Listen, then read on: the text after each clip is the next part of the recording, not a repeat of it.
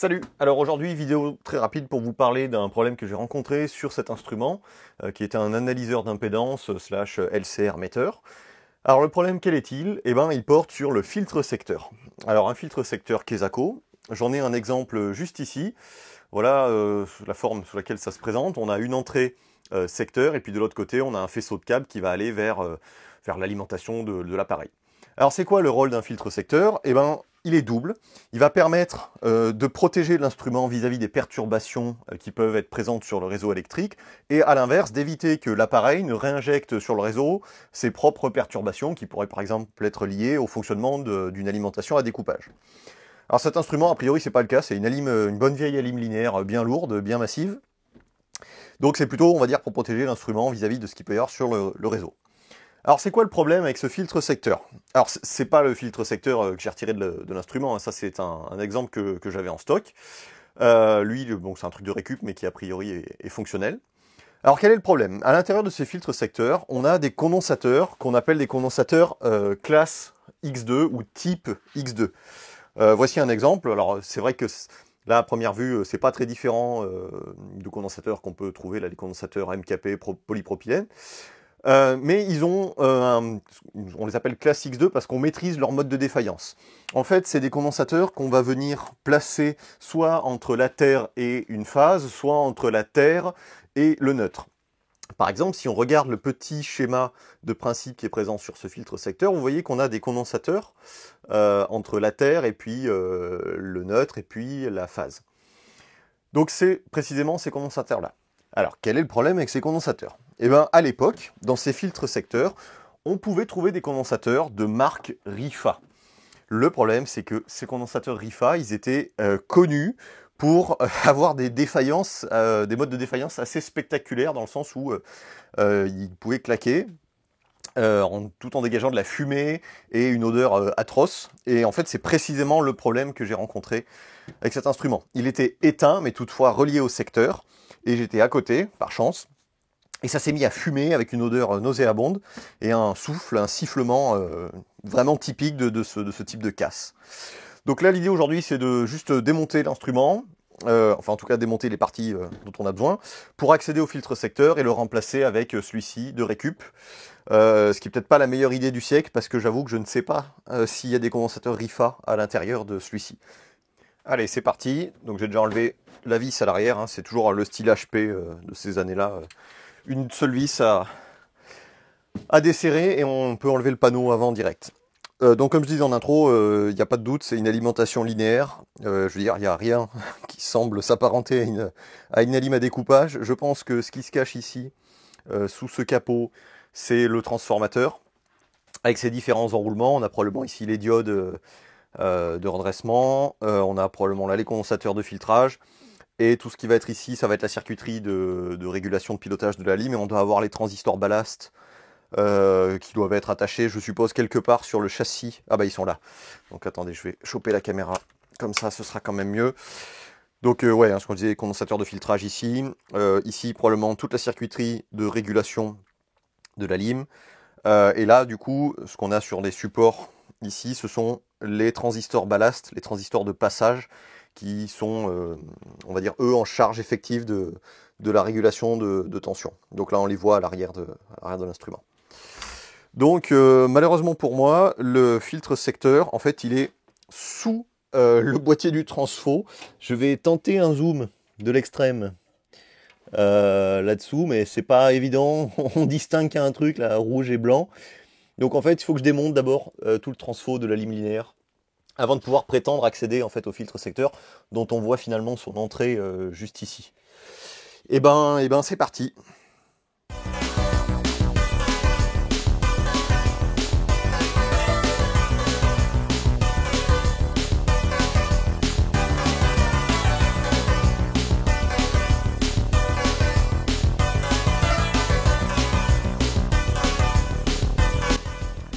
Alors même en dévissant un petit peu là, les attaches, sans couper de riselant, mais juste en détachant ce collier plastique, on accède un petit peu plus au cœur du problème. Alors là, j'ai le fil de terre, vous le voyez peut-être pas forcément, mais j'ai le fil de terre qui retient le transfo.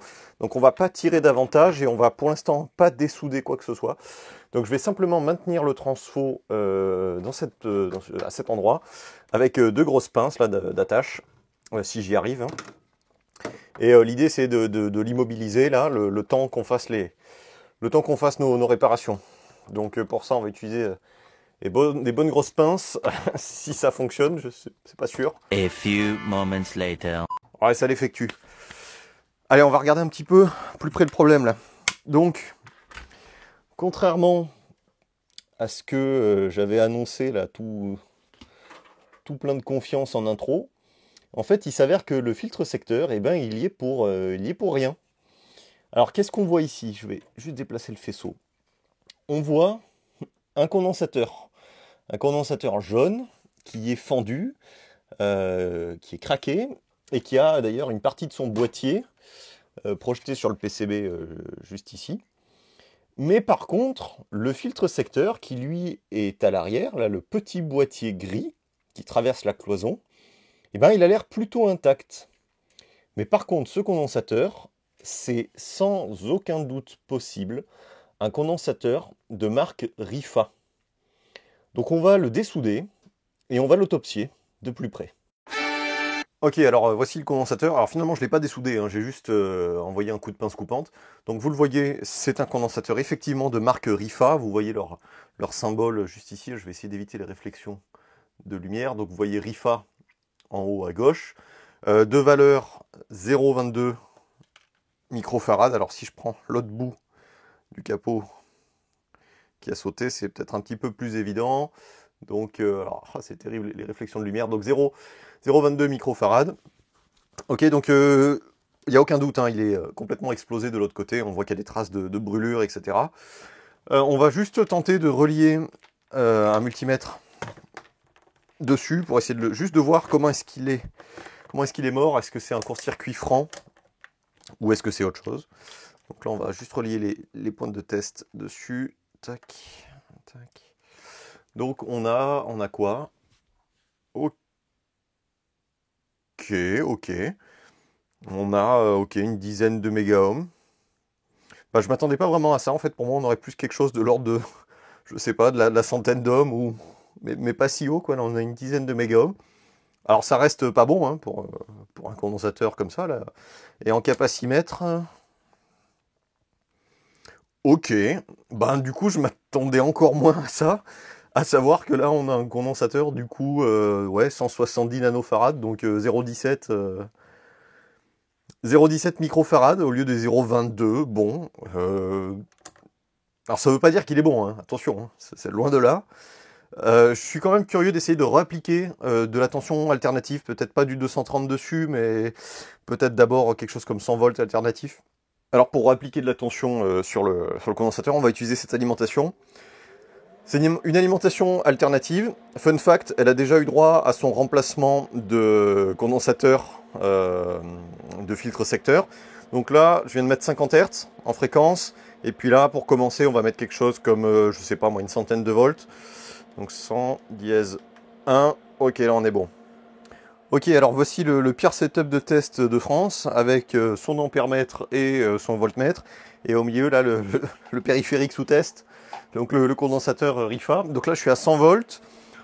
Je vais monter davantage. Je vais me mettre à 200 volts. Ok. Donc là, a priori, tout va bien. Je veux dire, le courant n'est pas monté. On est sur le range le plus petit. De toute manière, on va essayer 250 volts. Ok, 250 volts. Toujours rien. Même pas une mini déviation de l'aiguille là. On va aller à 300. Je peux pas aller à 300 avec cette alim, alors on va aller à 280. Je ne peux pas aller à 280 avec cette alim, donc on va utiliser la lime triphasée. On va utiliser la source triphasée, on va se mettre entre deux phases, et comme ça on pourra monter facilement à 400 volts. Bon, 400 volts c'est sûr qu'il va claquer, parce que c'est bien au-delà de sa tension de service en fait. Alors en off caméra, pendant que j'étais en train de préparer la source triphasée, j'ai décidé de laisser tourner la source monophasée à 250 volts 50 Hz pour voir si ça allait donner quelque chose. Et ce qui devait arriver arriva, le condensateur s'est mis à fumer, alors vite l'arrêt d'urgence et vite lancer l'enregistrement sur la caméra. Là ce que vous voyez c'est le début, lorsque ça a commencé à fumer alors que j'avais actionné l'arrêt d'urgence. Et là, je remets la tension aux alentours de 230 volts et ça se remet à fumer de plus belle. Alors du coup, j'ai eu la bonne idée de laisser tourner le machin. Alors, normalement, j'avais prévu un couvercle pour ce genre de situation. Pour éviter que l'odeur se répande de partout. Mais, bien évidemment, le temps de démarrer la caméra et tout. Bref, pire idée de France. Donc au final, le condensateur Rifa, je vais le remplacer par celui-ci, qui est le condensateur que j'ai présenté là un petit peu au début dans l'introduction de la vidéo, qui fait la même valeur, qui a la même tension de service, et qui est aussi un condensateur classe X2, donc je vais simplement venir le souder sur l'emplacement de l'ancien condensateur.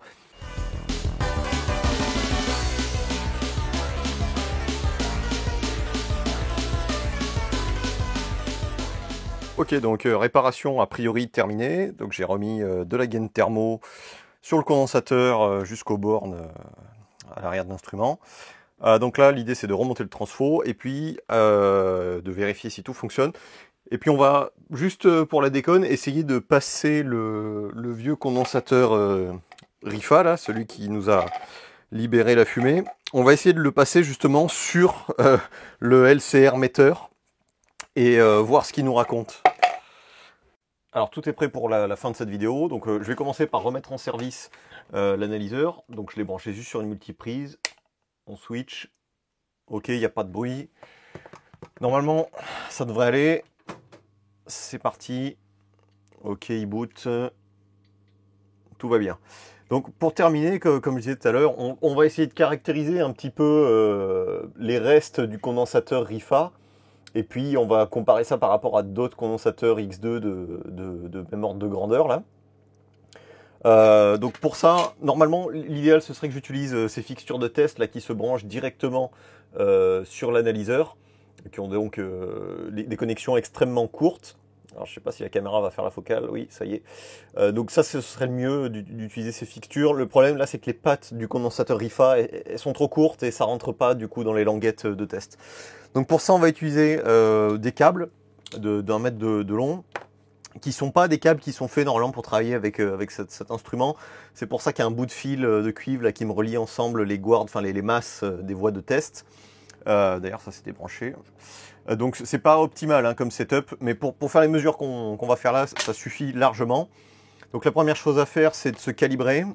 Donc là pour ça, on va se mettre en mode short. Tac. Ok, impeccable. On va se mettre en mode circuit ouvert. Tac. Ouais, open.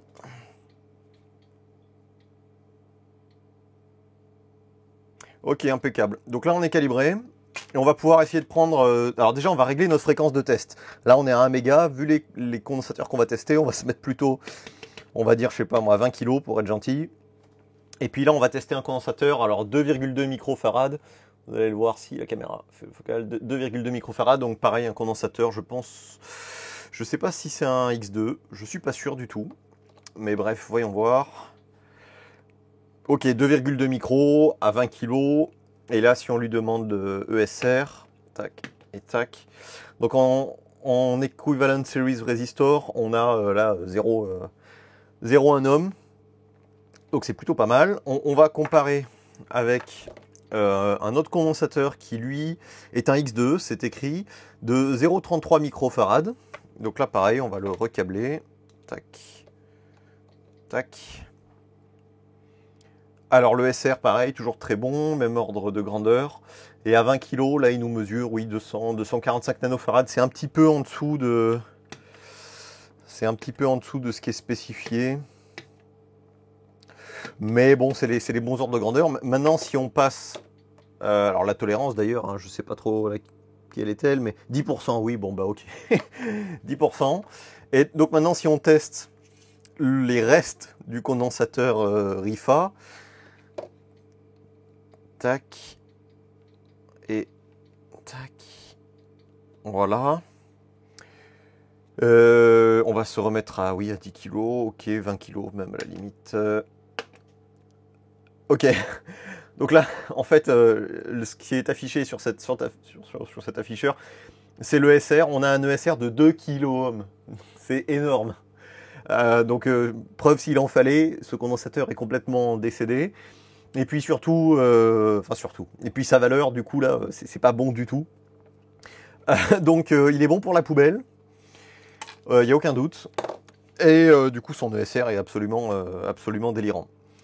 Donc voilà, c'était juste une vidéo assez rapide là, pour vous montrer un petit peu ce genre de problème là, qui peut arriver sur ces instruments un petit peu anciens. J'ai déjà eu au moins 2 fois le problème où c'était des Schaffner, enfin des filtres secteurs comme ça de marque Schaffner, et en fait ça a chauffé à l'intérieur et ça a fini par suinter. En fait, on va dire le jus de capa finit par suinter entre les légères ouvertures du boîtier.